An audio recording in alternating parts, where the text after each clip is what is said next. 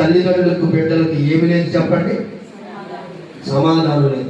ఏ సమాధానాన్ని అయితే మానవుడు కోల్పోయాడో, ఏ సమాధానాన్ని అయితే మానవుడు గమనించండి పొందలేకపోతున్నాడో, అదే సమాధానాన్ని తండ్రితో సమానంగా ఉండడానికి, దేవునితో మనం సమాధానం కలిగి ఉండడానికి దేవుడు ఈ లోకానికి దిగి వచ్చాడు. దేవునికి స్తోత్రం కలిగి.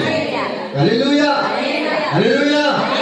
హలో, ఈ రోజు నీకు సమాధానం లేదా? ఇంటిలో సమాధానం లేదా? ఒంటిలో సమాధానం లేదా? కుటుంబంలో సమాధానం లేదా? భార్య భర్తల మధ్య లేదా? తల్లిదండ్రుల మధ్య లేదా? అన్నదమ్ముల మధ్య లేదా? అక్క చెల్లెళ్ళ మధ్య లేదా? అయితే సమాధానకర్త అయిన, సమాధానానికి అధిపతి అయిన దేవుడు నీకు నాకు సమాధానం ఇవ్వడానికి ఆయన సిద్ధంగా ఉన్నాడు. అందుకొనడానికి నీవు సిద్ధంగా ఉన్నావా? ఆమేన్ చెప్పు. గమనించండి, మన దేవుడు